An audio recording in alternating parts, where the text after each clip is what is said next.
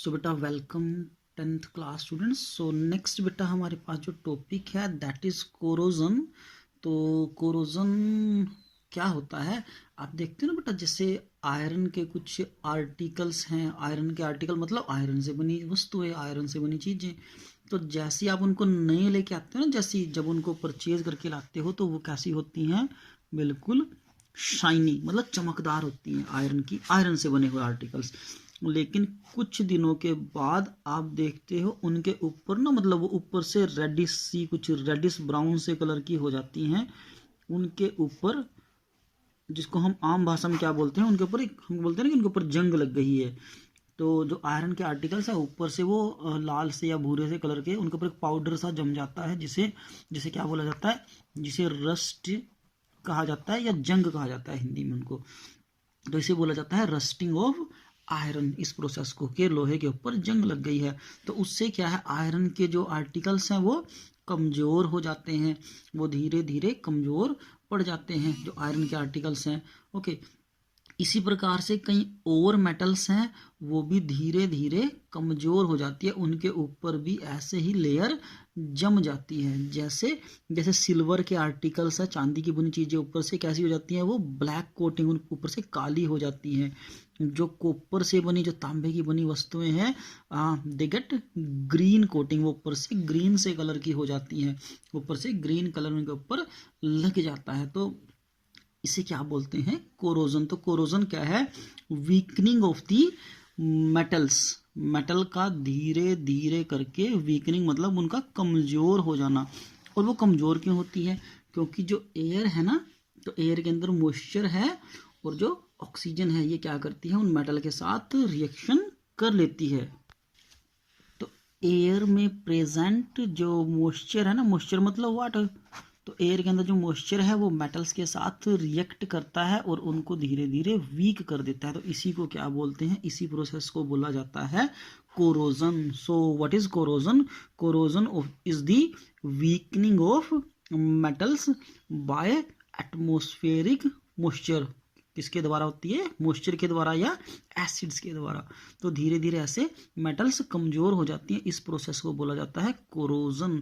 तो इसको प्रिवेंट भी किया जा सकता है, इसको रोका जा सकता है, क्योंकि इससे बहुत ज़्यादा नुकसान होता है। नुकसान कैसे, जैसे जो जो आयरन की बड़ी आयरन से बनी हुई जो आर्टिकल्स हैं ना, वो धीरे धीरे कमज़ोर हो जाती हैं, वो अल्टीमेटली वो टूट जाती हैं। जैसे बड़े बड़े शिप हैं आयरन की, कोई रेलिंग्स हैं, ब्रिज हैं, कार बॉडीज है, मतलब जो भी बना है मेटल से, आयरन से, तो धीरे धीरे वो कमज़ोर हो जाता है। तो it means it is a serious problem है।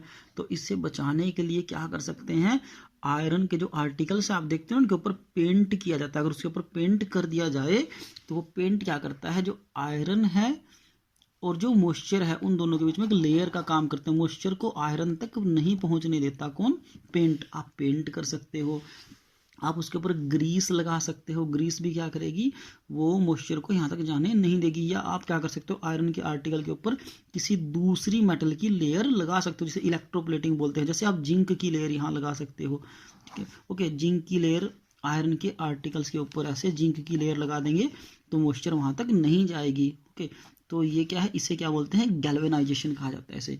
तो इस प्रकार से हम आयरन के आर्टिकल्स के कोरोजन को या अदर मेटल के जो आर्टिकल्स हैं उनके कोरोजन को प्रिवेंट कर सकते हैं।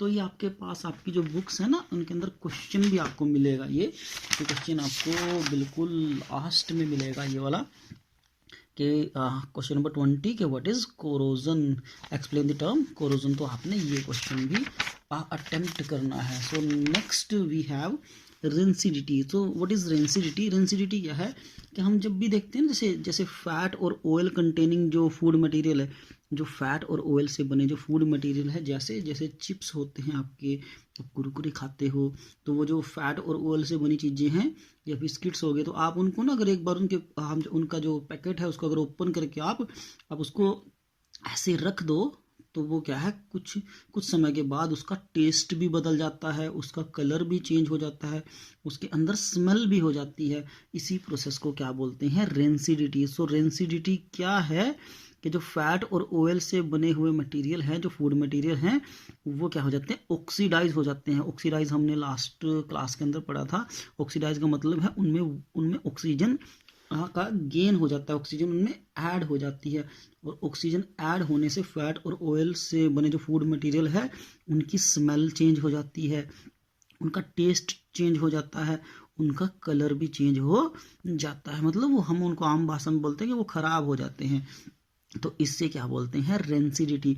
तो इससे बचाने के लिए क्या करते हैं, फूड मटेरियल है उनके बीच में एंटीऑक्सीडेंट ऐड किए जाते हैं। एंटीऑक्सीडेंट क्या करेंगे, उनके ऑक्सीडेशन को रोकेंगे। ऑक्सीडेशन का मतलब क्या है कि जो फूड मटेरियल है, जो फूड है ना, कौन सा फूड, जो ऑयल से या फैट से बना है, फैट या ऑयल से बना जो फूड मटेरियल है, तो ऑक्सीजन उसका क्या कर देती है, उसको ऑक्सीडाइज कर देती है। ओके, दे गेट ऑक्सीडाइज्ड, जो फूड मटेरियल है वो ऑक्सीडाइज हो जाता है, यानी कि फूड खराब हो जाता है, तो इसी को बोलते हैं रेंसिडिटी। तो इससे बचाने के लिए फूड के अंदर क्या डाले जाते हैं, फूड के अंदर ऑक्सीडेशन को रोकने के लिए क्या डाले जाते हैं, एंटीऑक्सीडेंट डाले जाते हैं, ऑक्सीडेंट डाले जाते हैं जो फूड को खराब होने से बचाते हैं। ऐसे ही आप देखते हो जो जो पैकेट हम लाते हैं चिप्स वगैरह के, उनमें गैस भरी होती है, वो देखने में तो बड़े लगते हैं लेकिन खोलते हैं तो उनमें चिप्स कुरकुरे कम निकलते हैं, तो उनके बीच में गैस भरी जाती है।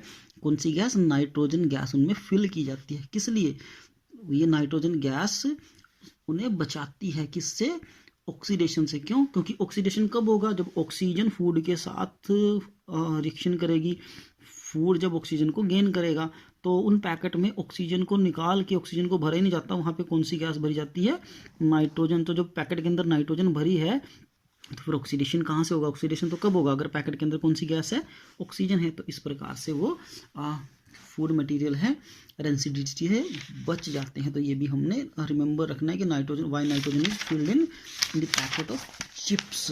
सो दिस क्वेश्चन, ये क्वेश्चन 19 है कि नाइट्रोजन गैस क्यों उनमें फ्लश की जाती है, क्यों भरी जाती है, और 20 का क्वेश्चन है रेंसिडिटी वाला। तो आज हमने ये वाले क्वेश्चन।